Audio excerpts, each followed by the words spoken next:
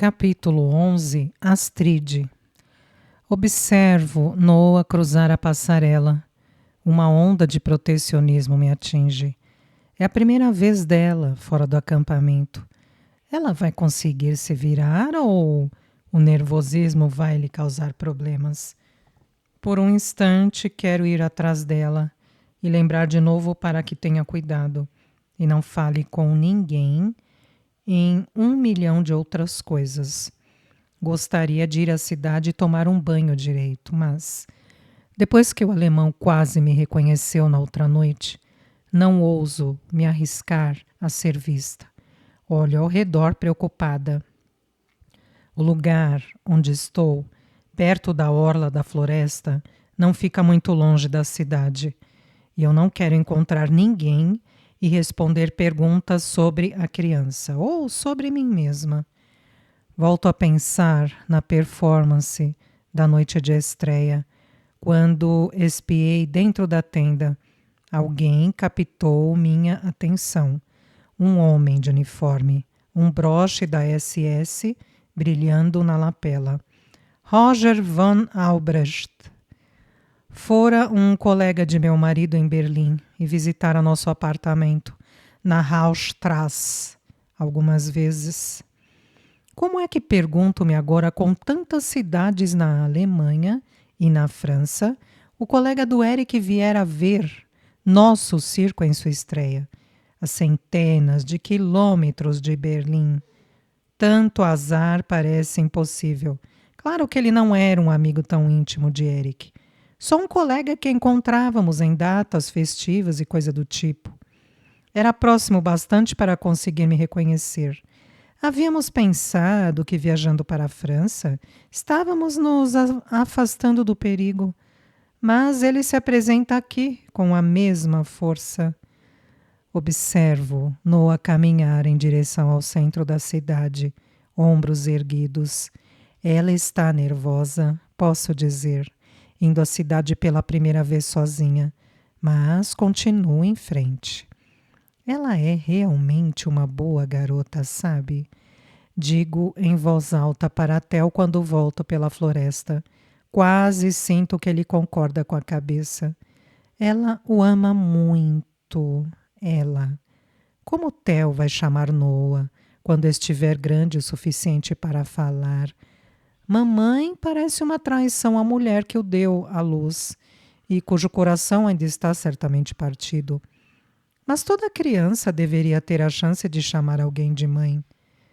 Eu me mexo e Theo se aninha contente em meu pescoço.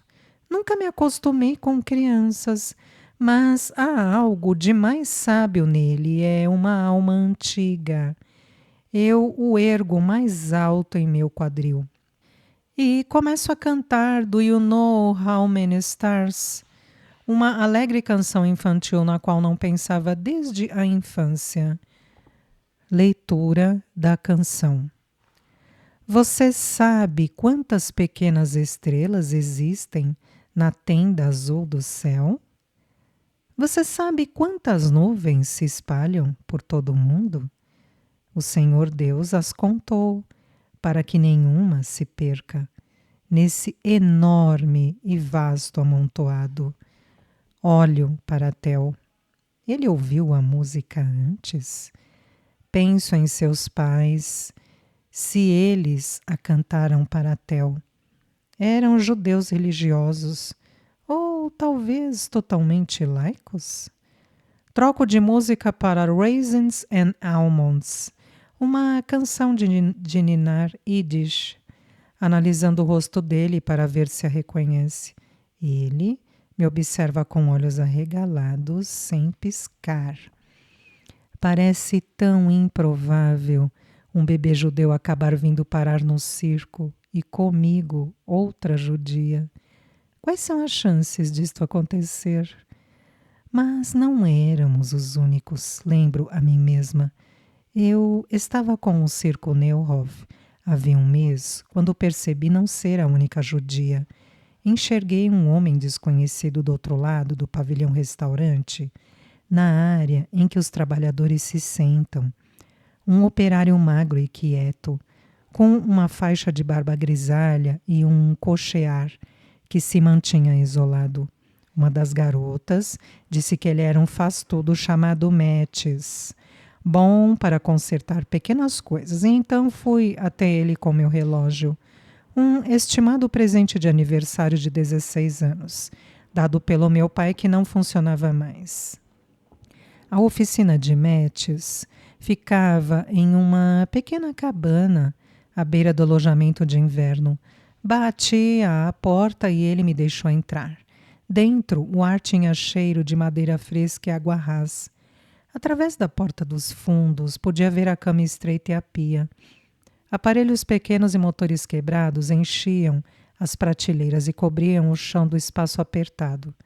Espalhados entre eles, havia relógios de diferentes tamanhos e formas, mais que uma dúzia deles. Eu era relojoeiro em Praga antes da guerra, disse Metis.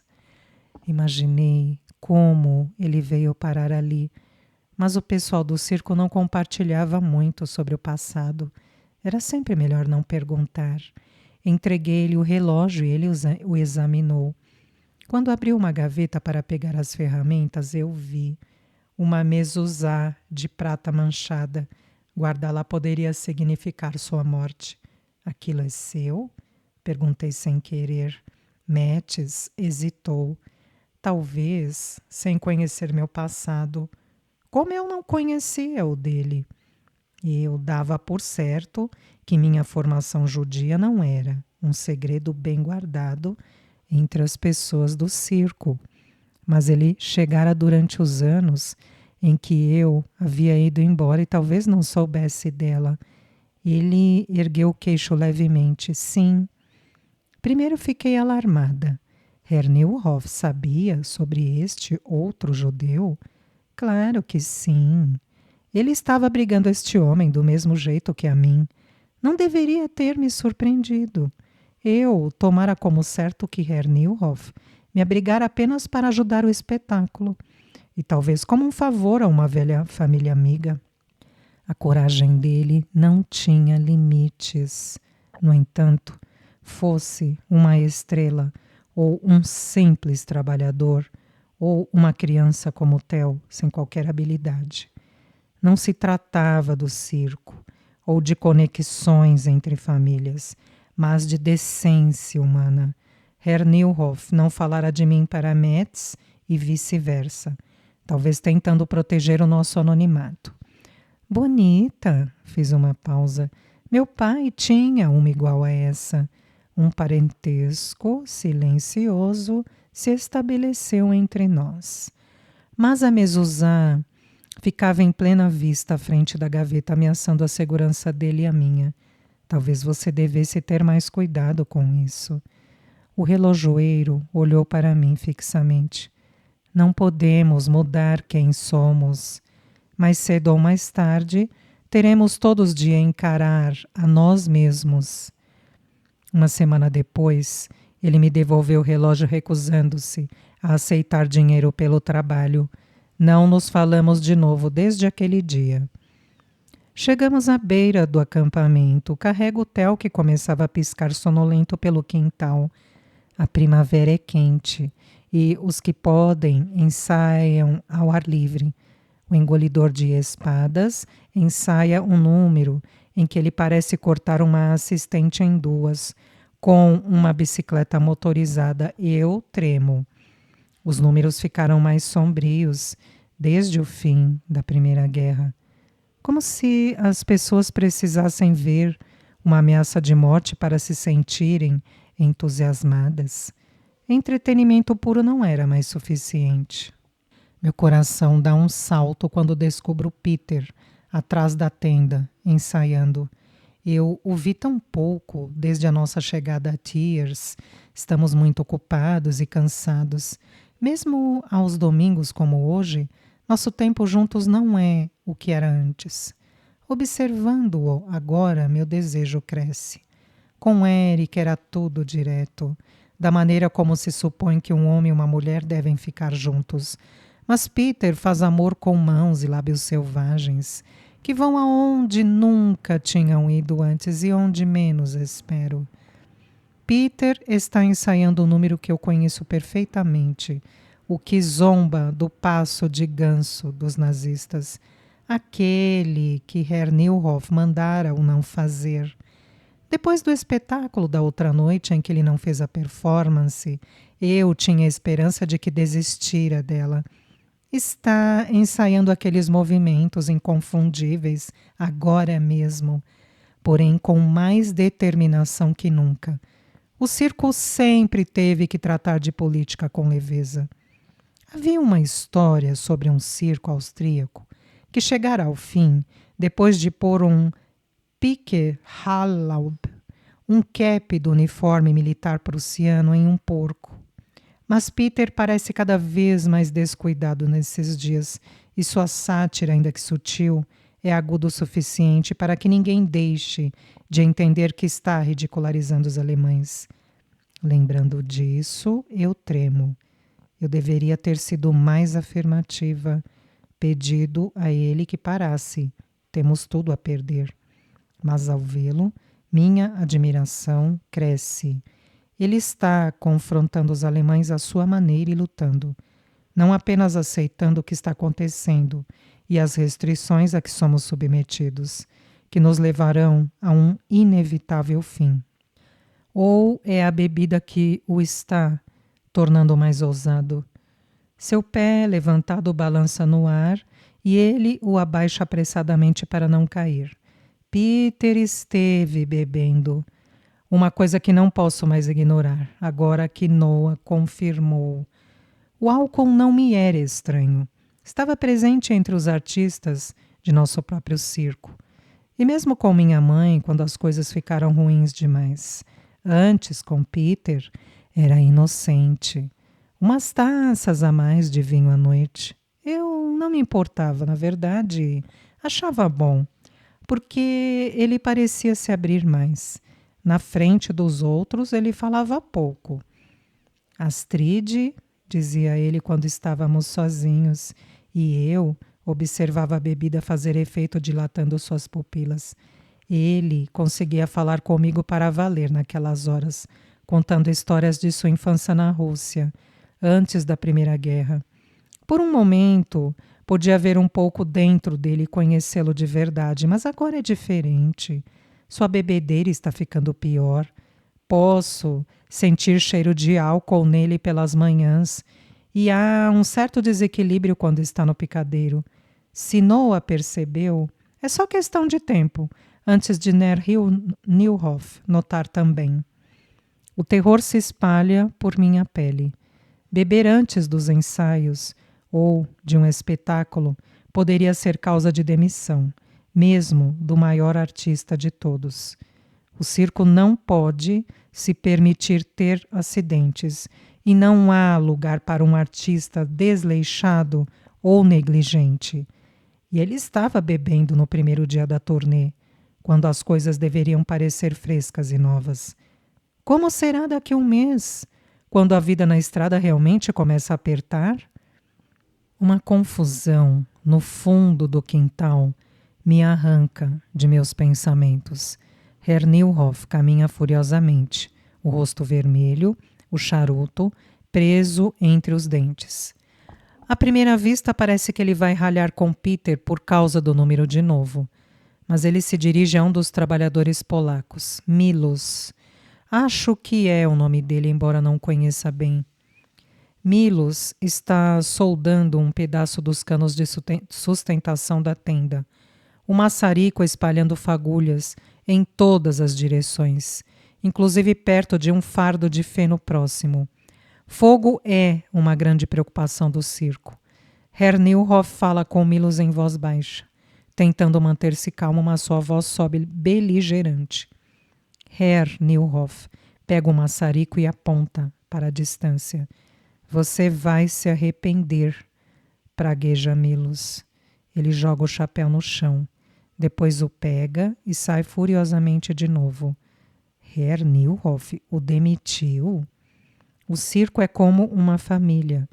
Trabalhadores voltam a cada ano e Herr Neuhoff é generoso com eles, mesmo quando se aposentam.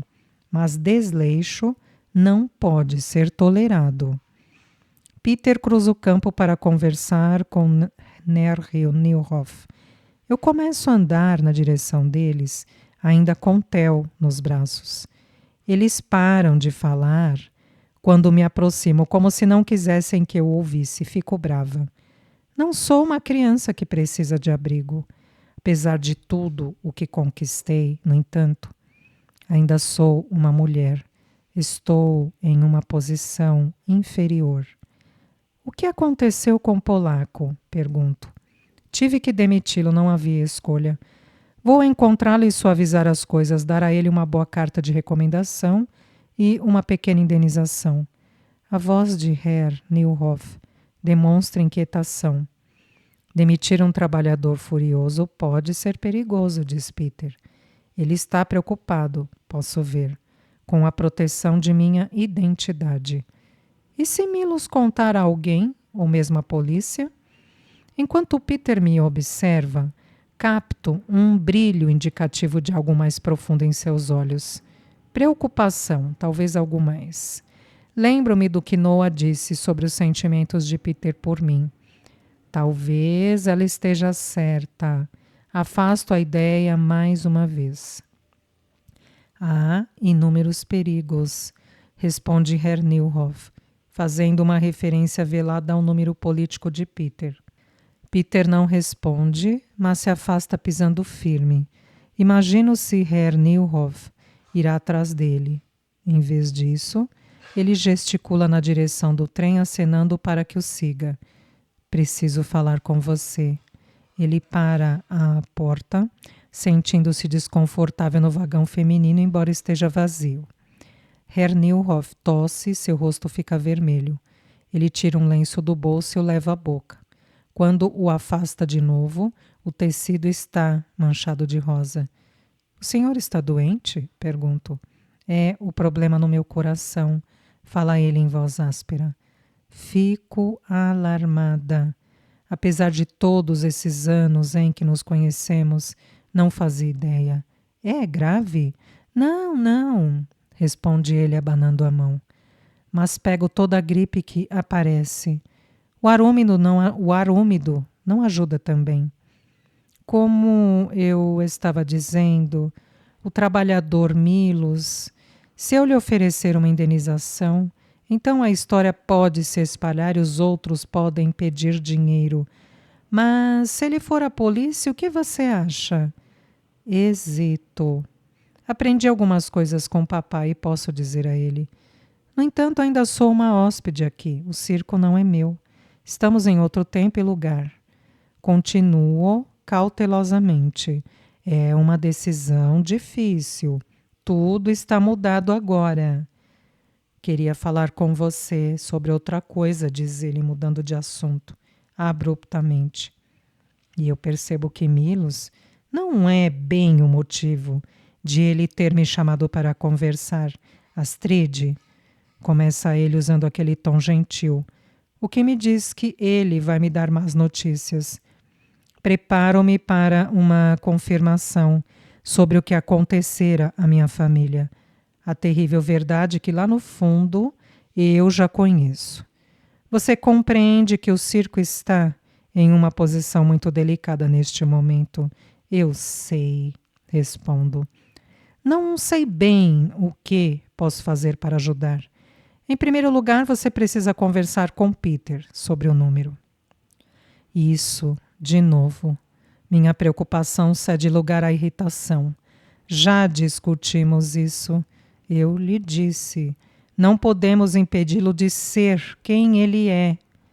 Estou certo de que se você explicasse o risco que pode acarretar, insiste ele, se ele tivesse que escolher entre seu bem-estar e o espetáculo, ele me escolheria, digo com firmeza, esforçando-me para soar mais confiante do que realmente me sinto. Depois do que aconteceu com Eric, eu não poderia ter certeza daquilo com relação a ninguém. Mas eu não quero que ele tenha que escolher. Você precisa, insiste ele, Depois do espetáculo da outra noite, o alemão tendo visto você, ele sabe, meu estômago pesa.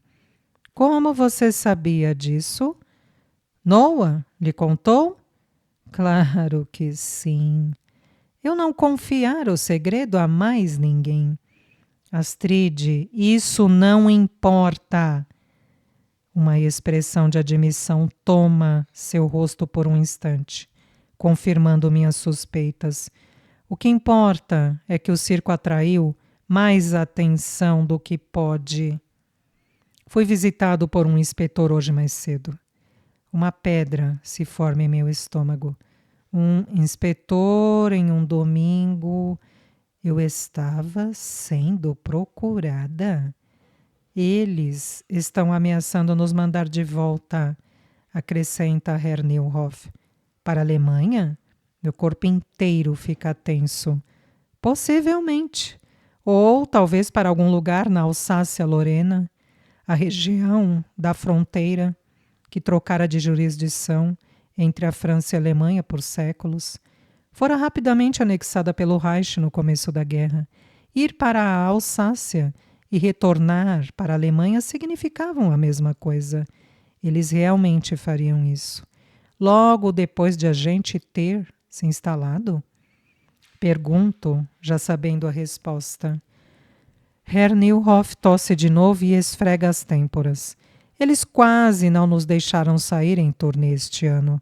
Sério? Eu não fazia ideia. Tem tanta coisa que ele guarda para si mesmo. Sei que voltar não é a situação ideal para você, acrescenta ele. Por um segundo pergunto-me se ele está me ameaçando. Mas a voz dele é neutra, simplesmente relatando fatos. Você percebe agora por que preciso que Peter pare? Ele continua. Eu pedi uma prorrogação. Expliquei que as datas da turnê estão marcadas e que cancelar seria péssimo para os negócios. Mas, como você sabe, o Reich não está preocupado com os negócios. Não, concordo. Eles não hesitariam em nos punir por ter saído da linha. Fui reconhecida e Herr Neuhoff sabe disso. Todo aquele atrevimento do Reich me faz abrir os olhos. Como eu fui capaz de pensar que poderia permanecer escondida em algo tão grande e público como o circo? Eu deveria ir embora, digo lentamente. Os olhos de Herr Neuhoff se arregalam. Deixar o circo. Já atraí muito perigo para o espetáculo. Não tenho ideia de aonde possa ir, mas fora embora uma vez. Poderia fazer isso de novo? Não, de jeito nenhum, não era isso que eu tinha em mente, protesta ele apressadamente. Mas se minha presença atrai perigo, eu devo partir, persisto. Não seja boba. O circo não pode funcionar sem você. Ele não pode funcionar sem você. Herr Neuhoff gesticula na direção do campo para onde Peter voltou a praticar. Pergunto-me se o que Herr Neuhoff diz é verdade. Então olho para Theo. Ele precisa de mim, assim como Noah. Você vai ficar. Esse é seu lar. Ele tosse uma vez, depois outra. Se nós pudermos ao menos enfrentar a temporada aqui na França... Eu entendo, vou falar com Peter. Prometo. É um bom começo, diz ele. Seu rosto permanece perturbado, mas temo que isso não seja tudo. Não entendo. O que mais posso fazer? Veja o status quo. É nosso amigo e nós devemos fazer de tudo para preservá-lo. O circo deve continuar a todo custo. Então é por isso que vou fazer o seguinte, diz ele. Eu inclino minha cabeça de lado, confusa. Como aquele soldado alemão a viu? Ele respira fundo. Não tenho escolha a não ser tirar você do espetáculo.